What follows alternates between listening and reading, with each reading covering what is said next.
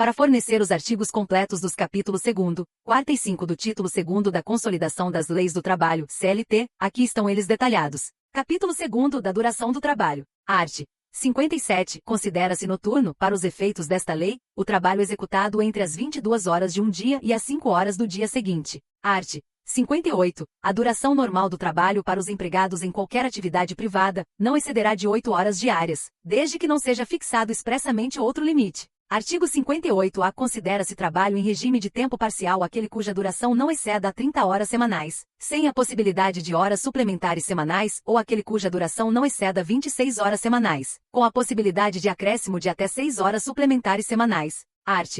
59. A duração do trabalho poderá ser acrescida de horas suplementares, em número não excedente de 2, mediante acordo escrito entre empregador e empregado, ou mediante contrato coletivo de trabalho. Art. 60. Nas atividades insalubres, assim consideradas as constantes dos quadros mencionados no capítulo da segurança e da medicina do trabalho, ou que, por sua natureza, condições ou métodos de trabalho, exponham os empregados a agentes nocivos à saúde, acima dos limites de tolerância fixados em razão da natureza e da intensidade do agente e do tempo de exposição aos seus efeitos. Qualquer prorrogação só poderá ser acordada mediante licença prévia das autoridades competentes em matéria de higiene do trabalho, as quais fixarão caso a caso os períodos de prorrogação. Art. 61. Ocorrendo necessidade imperiosa, poderá a duração do trabalho exceder do limite legal ou convencionado, seja para fazer face a motivo de força maior, seja para atender à realização ou conclusão de serviços inadiáveis ou cuja inexecução possa acarretar prejuízo manifesto. Capítulo 4 do trabalho em condições insalubres ou perigosas. Art. 189. Serão consideradas atividades ou operações insalubres aquelas que, por sua natureza, condições ou métodos de trabalho, exponham os empregados a agentes nocivos à saúde, acima dos limites de tolerância fixados em razão da natureza e da intensidade do agente e do tempo de exposição aos seus efeitos.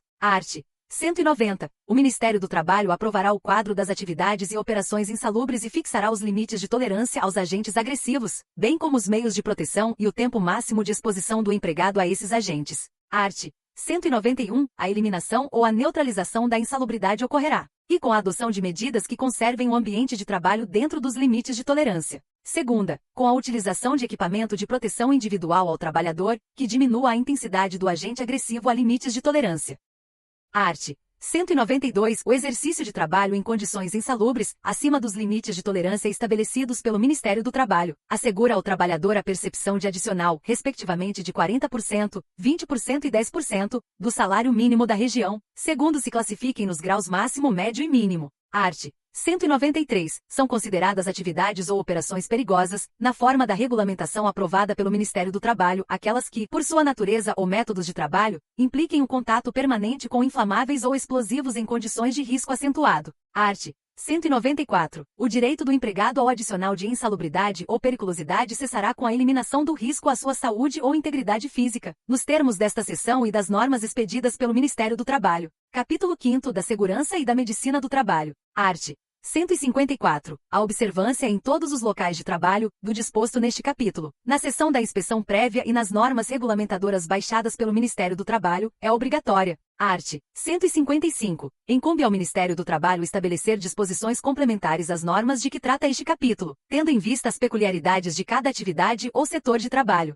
Art. 156. Compete especialmente às delegacias regionais do trabalho, nos limites de sua jurisdição, e promover a fiscalização do cumprimento das normas de segurança e medicina do trabalho. Segunda, adotar as medidas que se tornarem exigíveis, em virtude das disposições deste capítulo. Terceira, impor as penalidades cabíveis por descumprimento das normas constantes deste capítulo. Quarta, embargar obras ou interditar estabelecimentos, setores de serviço, máquinas ou equipamentos, no caso de grave e iminente risco para o trabalhador. Art. 157. Cabe às empresas e cumprir e fazer cumprir as normas de segurança e medicina do trabalho. Segunda, instruir os empregados, através de ordens de serviço, quanto às precauções a tomar no sentido de evitar acidentes do trabalho ou doenças ocupacionais. Terceira, adotar as medidas que lhes sejam determinadas pelo órgão regional competente. Quarta, facilitar o exercício da fiscalização pela autoridade competente. Art. 158. Cabe aos empregados e observar as normas de segurança e medicina do trabalho, inclusive as instruções de que trata o item 2º do artigo anterior. Segunda, colaborar com a empresa na aplicação dos dispositivos deste capítulo.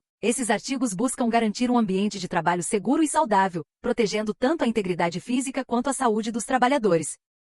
Claro! Aqui estão os artigos principais do título 4º e do título 6º da Consolidação das Leis do Trabalho, CLT, título 4º, do Contrato Individual de Trabalho. Capítulo 1º, Disposições Gerais. Art. 442, Contrato Individual de Trabalho é o acordo tácito ou expresso, correspondente à relação de emprego. Art. 443. O contrato individual de trabalho poderá ser acordado tácita ou expressamente, verbalmente ou por escrito e por prazo determinado ou indeterminado. Art. 444. As relações contratuais de trabalho podem ser objeto de livre estipulação das partes interessadas em tudo quanto não contravém às disposições de proteção ao trabalho, aos contratos coletivos que lhes sejam aplicáveis e às decisões das autoridades competentes. Art. 445. O contrato de trabalho por prazo determinado não poderá ser estipulado por mais de 2 anos, e o de experiência não poderá exceder de 90 dias. Art.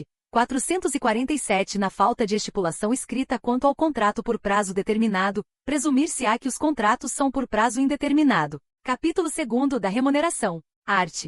457. Compreendem-se na remuneração do empregado para todos os efeitos legais, além do salário devido e pago diretamente pelo empregador, como contraprestação do serviço, as gorjetas que receber. Art. 458. Além do pagamento em dinheiro, compreende-se no salário para todos os efeitos legais a alimentação, habitação e vestuário, fornecidos habitualmente pelo empregador ao empregado, etc. Capítulo 3º da Alteração. Art. 468. Nos contratos individuais de trabalho só é lícita a alteração das respectivas condições por mútuo consentimento, e ainda assim, desde que não resultem direta ou indiretamente prejuízos ao empregado, sob pena de nulidade da cláusula infringente desta garantia. Capítulo 4º da Suspensão e da Interrupção. Art. 471. Ao empregado afastado do emprego são assegurados todos os direitos referentes ao período de suspensão ou interrupção do contrato de trabalho. Título 6º. Convenções coletivas de trabalho. Art. 611. Convenção coletiva de trabalho é o acordo de caráter normativo, pelo qual 2 ou mais sindicatos representativos de categorias econômicas e profissionais estipulam condições de trabalho aplicáveis, no âmbito das respectivas representações às relações individuais de trabalho.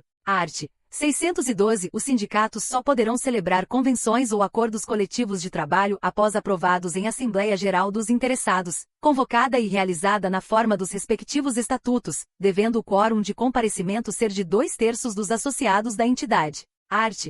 613. As convenções e os acordos devem conter e designação dos sindicatos convenentes ou dos sindicatos e empresas acordantes. Segunda, prazo de vigência. Terceira, categorias ou classes de trabalhadores abrangidas pelos respectivos dispositivos. Quarta, condições ajustadas para reger as relações individuais de trabalho durante sua vigência. V. Normas para a conciliação das divergências surgidas entre os convenentes por motivos da aplicação dos respectivos dispositivos. Sexta, disposições sobre o processo de sua prorrogação e de revisão total ou parcial de seus dispositivos. Sétima, direitos e deveres dos empregados e empresas. Oitava, penalidades para os sindicatos convenentes, os empregados e as empresas em caso de violação de seus dispositivos. Art. 614. O prazo de vigência das convenções e dos acordos coletivos de trabalho não poderá ser superior a 2 anos. Art.